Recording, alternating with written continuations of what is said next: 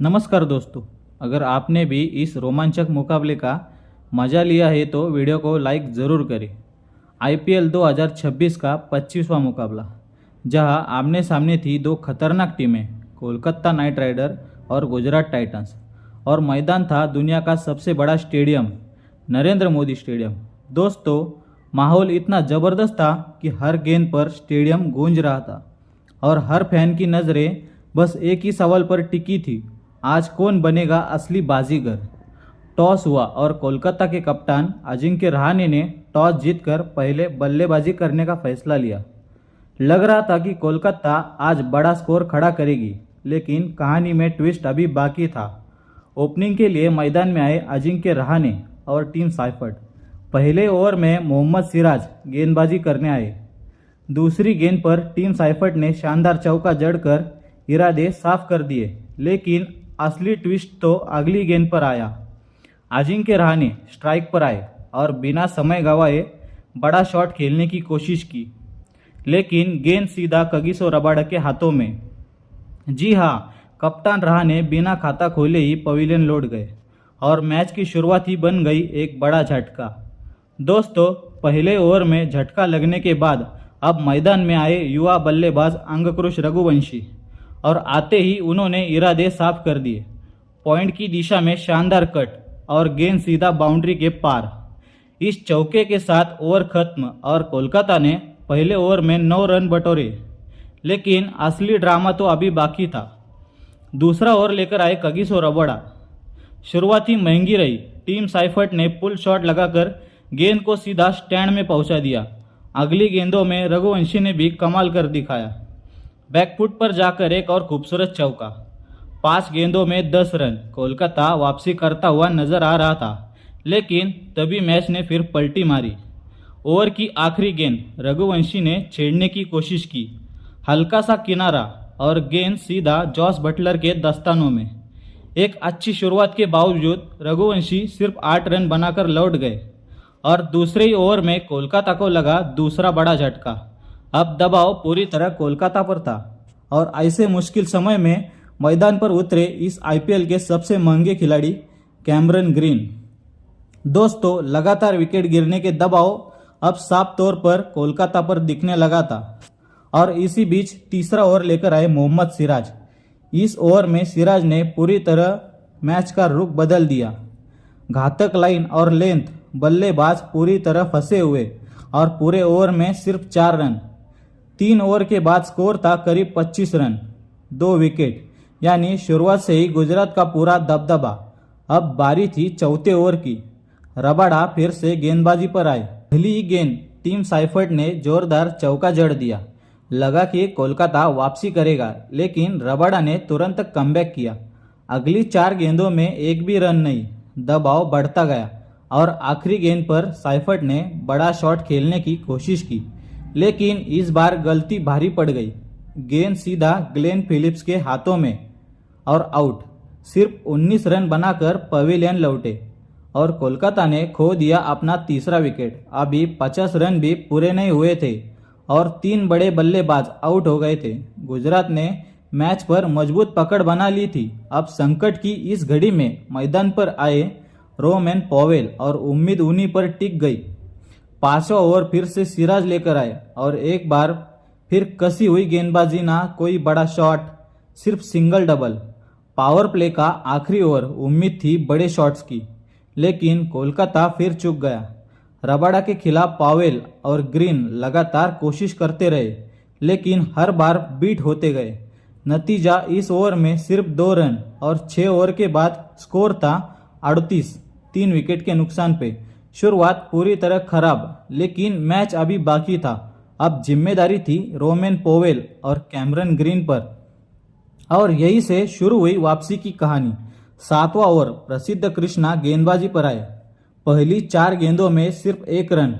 सब कुछ गुजरात के कंट्रोल में लग रहा था, लेकिन 5वीं गेंद हल्की सी गलती और पॉवेल ने मौका नहीं छोड़ा। लंबा 6 और मैच का मोमेंटम बदलने लगा। अगले ओवर में पॉवेल ने आक्रामक रुख अपनाया। एक दमदार छक्का और फिर चौका। इस ओवर से आए 11 रन और पहली बार कोलकाता थोड़ी राहत में दिखा। अब रंग बदल चुका था खेल का।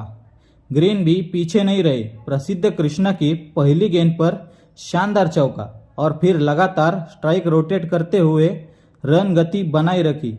धीरे धीरे दोनों के बीच एक मजबूत साझेदारी बनती नजर आई। अच्छी गेंदों का सम्मान और खराब गेंदों की सजा। फिर आए राशिद खान, लेकिन इस बार बल्लेबाज तैयार थे। ग्रीन ने चौका जड़ा और अगली गेंदों में पॉवेल ने भी बाउंड्री लगाकर दबाव को पूरी तरह कम कर दिया। 11 ओवर अशोक शर्मा गेंदबाजी पर। ग्रीन ने तीसरी गेंद पर शानदार चौका जड़कर इरादे दिखाए, लेकिन आखिरी गेंद पर रोमन पॉवेल धीमी गेंद में फंस गए। बड़ा शॉट खेलने की कोशिश और गेंद सीधी बाउंड्री पर खड़े मोहम्मद सिराज के हाथों में आउट। पॉवेल 27 रन बनाकर पवेलियन लौटे और एक शानदार साझेदारी का अंत हो गया। अब कोलकाता फिर दबाव में था, लेकिन अगला ओवर पूरी कहानी बदलने वाला साबित हुआ। राशिद खान गेंदबाजी पर आए और इस बार बल्लेबाजों ने कोई मौका नहीं छोड़ा। अनुकूल रॉय पहला चौका, फिर कैमरन ग्रीन एक गगनचुंबी छक्का और इसके बाद तेज तर्रार चौका। इस ओवर से आए 16 रन और कोलकाता ने 100 रन भी पार कर लिए। यही से मैच का मोमेंटम पूरी तरह बदल गया। अगले ओवर में कैमरन ग्रीन का असली तूफान देखने को मिला। अशोक शर्मा के खिलाफ पहले जोरदार छक्का, फिर लगातार एक और बाउंड्री और इसी के साथ सिर्फ 34 गेंदों में ग्रीन ने ठोक दिया अपना तूफानी अर्धशतक। स्टेडियम तालियों से गूंज उठा और कोलकाता अब बड़े स्कोर की ओर तेजी से बढ़ रहा था, लेकिन ग्रीन यही नहीं रुके। 14वें ओवर में राशिद खान की पहली गेंद सीधा 90 मीटर का छक्का, फिर लगातार 2 चौके। अब गेंदबाज पूरी तरह दबाव में और मैच पूरी तरह कोलकाता की पकड़ में आता हुआ। दोस्तों, कैमरन ग्रीन की तूफानी बल्लेबाजी ने मैच का रुख पूरी तरह बदल दिया था। चौके छक्कों की बारिश और कोलकाता तेजी से आगे बढ़ता हुआ, लेकिन तभी फिर आया एक बड़ा झटका। 15वां ओवर में अनुकूल रॉय ने बड़ा शॉट खेलने की कोशिश की और गेंद सीधी जॉस बटलर के हाथों में। अनुकूल रॉय 9 रन बनाकर आउट हुए और आधी टीम पवेलियन लौट चुकी थी। अब मैदान पर आए रिंकू सिंह, लेकिन दबाव इतना ज़्यादा था कि वो भी टिक नहीं पाए। अगले ओवर में रबाडा की पहली गेंद और रिंकू सिर्फ 1 रन बनाकर आउट। लगातार 2 विकेट और मैच फिर से गुजरात की पकड़ में जाता हुआ, लेकिन कहानी अभी खत्म नहीं हुई थी। नमनदीप मैदान पर आए और आते ही छक्का जड़कर इरादे साफ कर दिए। अगले ओवर में 2 शानदार चौके। लगा कि अब फिनिशिंग जोरदार होगी, लेकिन लालच भारी पड़ गया। एक और बड़ा शॉट खेलने की कोशिश और कैच आउट और नमनदीप पवेलियन लौट गए। अब विकेट गिरते ही चले गए। सुनील नारायण भी बिना खाता खोले आउट हो गए। कोलकाता पूरी तरह लड़खड़ा चुकी थी, लेकिन एक छोर पर खड़े थे कैमरन ग्रीन। आखिरी 2 ओवर और ग्रीन ने जिम्मेदारी अपने कंधों पर ले ली। चारों तरफ शॉट्स, चौके छक्के और जैसे तैसे टीम को पहुंचा दिया 180 रन तक। गुजरात के सामने अब जीत के लिए 181 रन का बड़ा लक्ष्य था और अब सबकी नजरें थी शुभमन गिल और साई सुदर्शन की ओपनिंग पर। क्या गुजरात इस लक्ष्य को हासिल कर पाएगा या कोलकाता करेगा कमाल? दोस्तों, 181 रन के बड़े लक्ष्य का पीछा करने उतरी गुजरात की टीम और शुरुआत से ही इरादे साफ नजर आ रहे थे। शुभमन गिल और साई सुदर्शन दोनों ने आते ही आक्रामक अंदाज अपनाया। पहले ओवर में गिल ने चौके के साथ शुरुआत की और फिर स्ट्राइक रोटेट करते हुए टीम को मजबूत स्टार्ट दिया। दूसरे ओवर में भी वही कहानी। गिल के शानदार चौके और स्ट्रेट ड्राइव ने गेंदबाज पर दबाव बढ़ा दिया। अब तीसरा ओवर आया और कोलकाता ने चाल चली।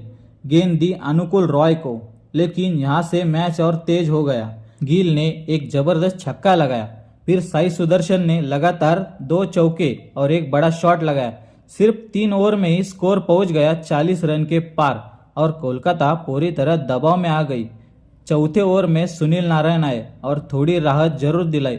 एक चौका छोड़ दे तो ओवर काफी किफायती रहा, लेकिन अगला ओवर फिर से तूफान। गिल ने वैभव अरोड़ा को निशाने पर लिया। एक शानदार चौका, फिर जोरदार पुल शॉट और रन तेजी से बढ़ते गए। पहले 5 ओवर में ही दोनों के बीच 50 रन की साझेदारी हो चुकी थी। मैच पूरी तरह गुजरात के कंट्रोल में दिख रहा था, लेकिन तभी पावर प्ले के आखिरी 2 ओवर में आया बड़ा ट्विस्ट। सुनील नारायण की पहली ही गेंद और साई सुदर्शन कैच आउट। गुजरात को लगा पहला झटका। अब देखना दिलचस्प होगा क्या यह विकेट मैच पलटेगा या गिल अकेले ही मैच खत्म कर देंगे। दोस्तों, साई सुदर्शन 22 रन बनाकर आउट हुए और कोलकाता को मिली पहली सफलता। टीम में जोश आया, लेकिन ये खुशी ज़्यादा देर तक टिक नहीं पाई क्योंकि मैदान पर आए जोस बटलर और आते ही हमला शुरू। पहली गेंद पर जोरदार चौका और ओवर खत्म होते होते गुजरात का स्कोर पहुंच गया 71 रन। पावर प्ले में शानदार शुरुआत। अब मैच पूरी तरह गुजरात की पकड़ में नजर आने लगा था। पावर प्ले के बाद भी रफ्तार कम नहीं हुई। 7वें ओवर में शुभमन गिल ने अनुकूल रॉय को निशाने पर लिया, 2 शानदार चौके लगाए। फिर अगले ओवर में बटलर ने वरुण चक्रवर्ती पर अटैक किया, जबरदस्त शॉट, और देखते ही देखते गुजरात ने 100 रन भी पार कर लिए। अब गिल और बटलर के बीच एक खतरनाक साझेदारी बन चुकी थी, लेकिन तभी आया एक और ट्विस्ट। 10वें ओवर में वेंकटेश अय्यर की गेंद पर बटलर बड़ा शॉट खेलने गए और गेंद सीधा कैमरन ग्रीन के हाथों में और अपना विकेट गंवा बैठे। बटलर 25 रन बनाकर पवेलियन लौटे और गुजरात को लगा दूसरा बड़ा झटका। अब मैच फिर से थोड़ा खुलता हुआ नजर आया। मैदान पर आए वॉशिंगटन सुंदर, लेकिन उससे पहले ही शुभमन गिल ने कमाल कर दिया। सुनील नारायण के खिलाफ शानदार चौका और सिर्फ 27 गेंदों में गिल ने पूरा किया अपना तूफानी अर्धशतक। लेकिन इसके बाद गिल और भी खतरनाक हो गए। अगले ही ओवर में वरुण चक्रवर्ती पर हमला और अब मैच तेजी से गुजरात की ओर झुकता हुआ। दोस्तों, अब मैच अपने सबसे रोमांचक मोड़ पर पहुंच चुका था।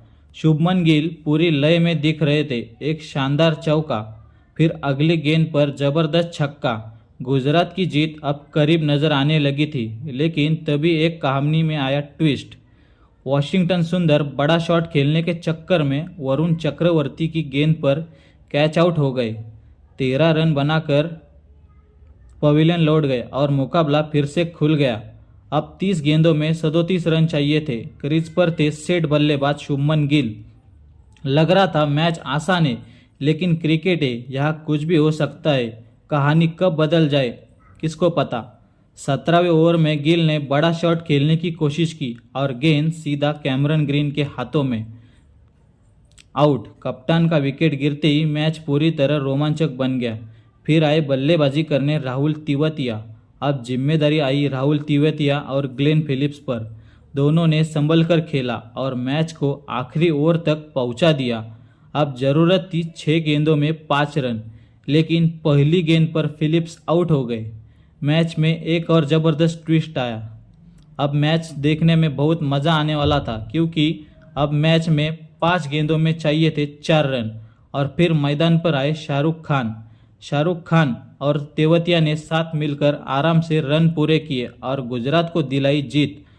और गुजरात ने ये रोमांचक मुकाबला जीत लिया।